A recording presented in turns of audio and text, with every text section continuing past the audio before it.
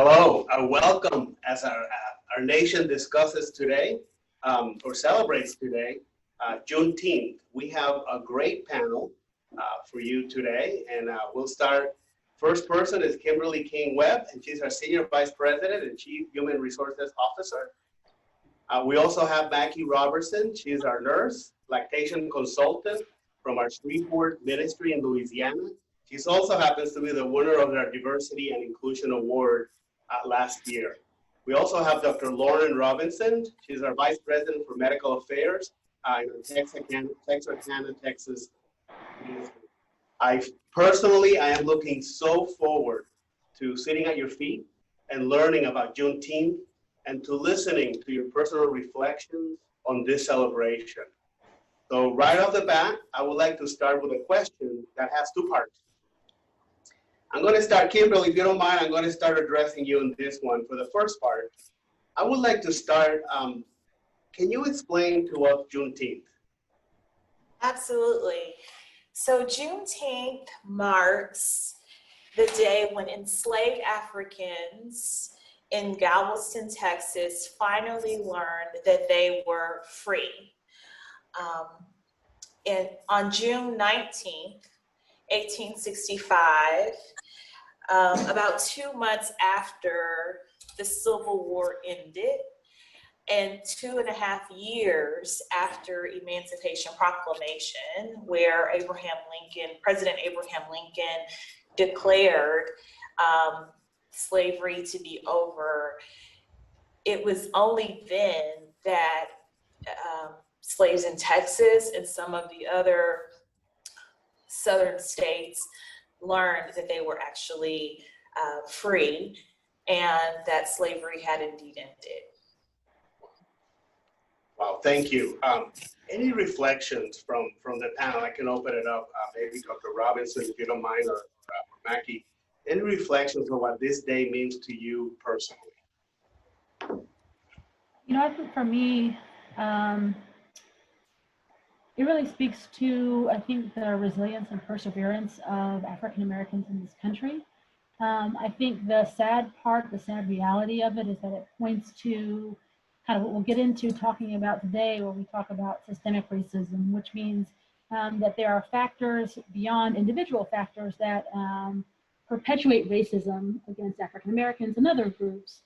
But when you think that this was a group of people who had been freed for by law 2 years, and de facto with the ending of the Civil War by 2 months, and that they still had continued to toil and to work under masters, really speaks to the fact that, one, we know that liberty and justice in this country are the very foundation of our country, and that we need to be true to those values, and that African Americans in this country have played a significant role and continue to play a significant role in the history, the present, and the future of our country.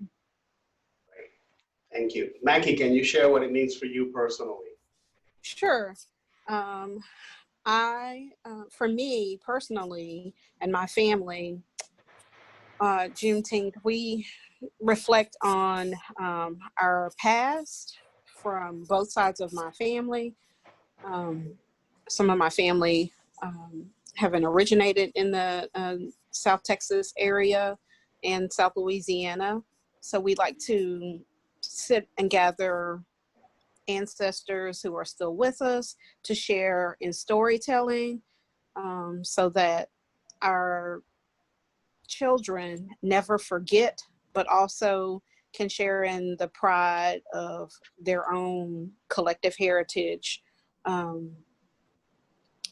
Just being true to the resiliency, like Dr. Robinson said, and making sure that our children never take for granted our own personal resiliency. And though we still have a long way to go, celebrate the successes of our people. Thank you. Kimberly, you want to talk also about your personal reflection on this? Well, I echo the other panelists. You know, I think in really simple terms for me and a lot of, I know family and friends, it's it's a July the 4th for Right. American people. It is our day of freedom, and it's a reminder, and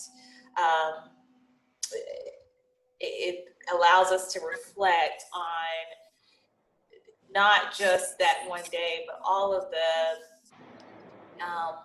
the toil and the work that went into bringing that about. I mean, so many African Americans and others were a part of a horrific civil war in order for us to gain freedom as a people. And so it really is a way to commemorate, to think about, again, how far we've come, and how far we still have to go, and to really get to the point where we can really feel like justice and equality and freedom for all Americans. So that's what it means to me, and really it's about not a Black holiday. It's an American holiday that we should all celebrate as a part of our history, American history. I wonder, it's something that is not, I'll be honest with you, it's not spoken about. As significant as this day is, it's shocking to me how now it's kind of taking, really everybody's listening to this. So thank you for sharing this. This is really, really important. Why is it important to take this time to reflect on racial injustice? And Dr. Robinson, I would like to, if you don't mind, throw that at you. Why is it important to take this time to reflect on racial injustice? Great question, Marcos. I think it's important in this moment to reflect on racial injustice, prejudice, on systemic racism, because we've had several events in recent weeks that have kind of brought to the forefront of our whole country's mind that we haven't quite gotten there yet as a country. I think the important point is that as we saw over the last week, several people marching, protesting, demonstrating, and people who took a knee and took a moment of silence. We really need to make sure that this is not a moment but a movement, meaning that we take this information that some people have become aware of, that others of us have known for a long time, and then we take that information and we look at it together and realize that this is uncomfortable and difficult work. And that doesn't matter what color your skin is. This is uncomfortable for all of us, but we're in it together. And I think the unique thing about being at CHRISTUS or being in a mission-driven organization is that when you're all in it together and can acknowledge that it's uncomfortable, that really needs to be the first step toward having conversations and knowing that we're all imperfect. We're here because we're imperfect. God is doing a work in all of us as we work to evolve and become better versions of ourselves. And in order to do that, it's okay to say, this is an uncomfortable discussion. It's an uncomfortable topic. I am undoubtedly going to say the wrong thing, and that's okay because I'm in this conversation with you so that we can all move forward. Anybody wants to add something to what was shared? Okay, we'll keep going. Thank you. I think this is such an important part of our history as a nation, and it needs to be told, and we all need to understand. So thank you. Okay, I have another question, and Kimberly, I'm circling this one to you. What advice do you have for leaders who want to have conversations about race with their teams, but do not know where to start? What advice do you have for them? Well, I think Dr. Robertson kind of answered some of that in that recognizing that this can be an uncomfortable conversation. It can be difficult conversation. And I think that recognition by itself helps in that it gets people over that, awkward hump of, I'm not sure what to say, so I don't say anything at all. Right. I think that now, more than ever, we're seeing something really awesome and really unique happen in this country, and where people are having those conversations and recognizing that silence is neutrality, and neutrality is not an option. And so I think that's the first step, is to recognize that the conversation it is critical. I think the other thing is that, you know, if a leader feels ill-equipped to have that conversation, using the resources available, resources that our heady department has made available and continues to make available, using this crazy thing called the internet has a ton of information, especially now. I mean, I can't go a day without seeing something in my email box, or you know, something on social media, or something that, you know, books, articles, there are podcasts. There's so much, if you are willing and wanting to educate yourself on some of these issues. And then I would say, lastly, just go for it. I mean, hopefully you have developed a relationship with your associates where you can enter in these conversations, and you have that space, that safe space to make mistakes, and, you know, to say, hey, I want to learn more. I want to be curious about what you're feeling, and your perspective, and understanding that you don't have to have the same perspective. I don't have to agree with your perspective in order to recognize that you have one, and that I see you, I hear you, and appreciate you and your experiences. Yeah, I know that on a personal level, I have made sure that I'm calling a lot of my friends, because like you said, we have to have a relationship before we're free to open up and talk about these things. But I start with, listen, this is going to be messy, but I really come with a heart that I want to understand. And then I ask different questions. And I got to tell you, personally, it's been so enriching for me, for my heart, for my growth as a human being. This time has been, you just have catapulted. So it's exciting. These times are exciting. They're painful and they're emotionally draining. And I know for you guys, it must be a ton more, but nonetheless, I am so grateful for what's happening and the conversations that are going. Anyone else, any advice you can give for starting these conversations, or that you have experienced lately? I think for me, it's been, I think it's important that a leader not forget to come from a place of empathy and a place of a shared vision in unity, and to agree to know that there are going to be, like everyone else said, some tough moments and some tough conversations and some difficulty.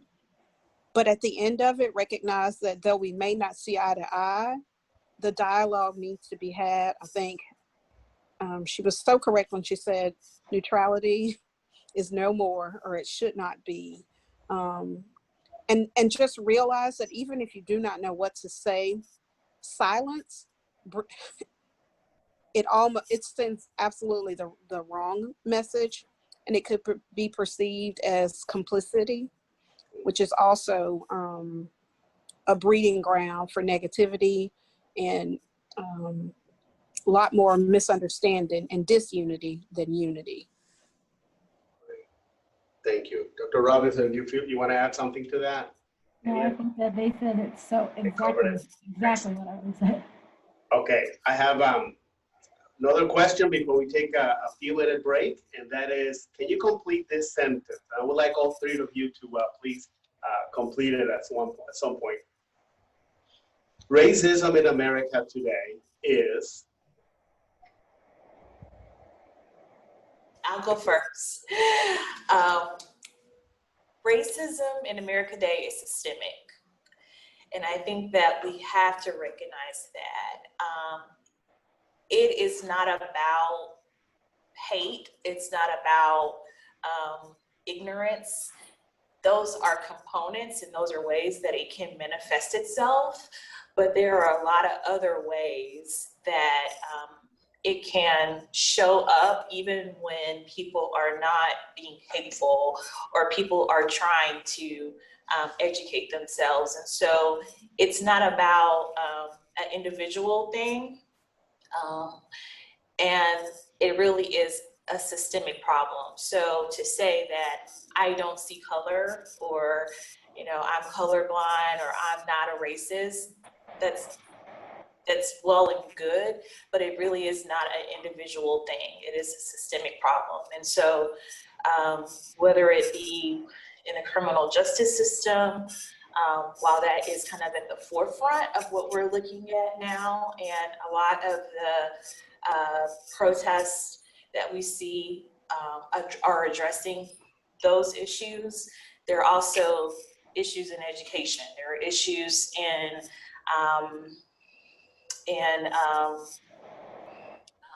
healthcare. There, I mean, in all areas of American society, we are dealing with it in so many different ways. And so to recognize that, and again, it's not an individual person. And I think if you come with that understanding, it helps the conversation, because it's not, you know, it's not a pointing the finger type of thing. It's not something that one person or group of people is responsible for. We're all responsible for it, and how we can address it together. So those are a few thoughts about where we are right now. But things are changing, and so it's encouraging to see that we're looking at it as a systemic problem that needs a comprehensive solution, an intentional solution on how we can deal with it. Thank you. I would say also that racism in America today is alive and well, but I would say that it doesn't stand a chance if we all take action. And action doesn't need to be, you know, marching in the streets. Well, I think that's, you know, got a lot of media attention. But I would ask every person to search their heart to figure out what piece they're going to play in maintaining or creating themselves in an anti-racist stance. That means it's not just enough to say, I'm not racist, or I have Black friends, or we gave this Black person a promotion, when no, you shouldn't say you give someone a promotion. Everyone earns a promotion. But I think that we really need to be saying, if I hear someone say something that's racist, I am empowered to say, hey, that's not a cool joke.